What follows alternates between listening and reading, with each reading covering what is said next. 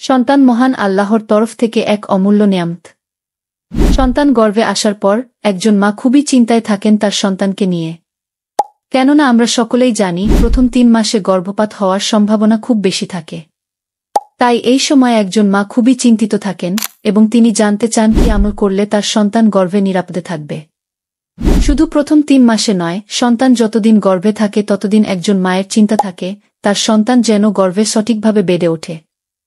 ধর্মপ্রাণ মা সব সময় তার সন্তানের জন্য কিছু না কিছু আমল করতে চায়। তাই তারা জানতে চায় বাচ্চা পেটে আসলে কোনো মাসে কোনো সূরা পড়তে হয়। আমার আজকের ভিডিওটি নতুন মায়েদের জন্য। আমার আজকের ভিডিওটি দেখলে নতুন মায়েরা জানতে পারবে বাচ্চা পেটে আসলে কোনো মাসে কোনো সূরা পড়তে হয়। তাই দেরি না করে চলুন জেনে নেওয়া যাক বাচ্চা পেটে আসলে কোনো মাসে কোনো সূরা পড়তে হয়।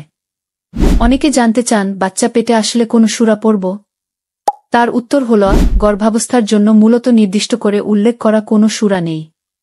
তবে হ্যাঁ, কোনো বুজুর্গ সূরার বিষয়বস্তুর প্রতি লক্ষ্য রেখে আশাবাদ ব্যক্ত করেছেন এভাবে: প্রথম মাসে সূরা আল ইমরান পড়লে সন্তান দামি হবে এবং আল্লাহর রহমতে গর্ভের সন্তান দ্বীনের পথে চলবে।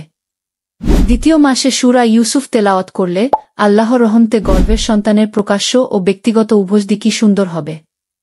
তৃতীয় মাসে সূরা মারিয়াম পড়লে আল্লাহর রহমতে অনাগত সন্তান তাকওয়া অর্জন করবে এবং সন্তান সহিষ্ণু হবে। চতুর্থ মাসে সূরা লোকমান পড়লে সন্তান তেলাওয়াত করলে আল্লাহর রহমতে গর্ভের সন্তান হবে তীক্ষ্ণ ও জ্ঞানী। পঞ্চম মাসে সূরা মুহাম্মদ পড়লে আল্লাহর রহমতে গর্ভের সন্তান খুব ভালো চরিত্রের অধিকারী হবে, অর্থাৎ সন্তান চরিত্রবান হবে। ষষ্ঠ মাসে সূরা ইয়াসিন পড়লে সন্তান জ্ঞানী হবে।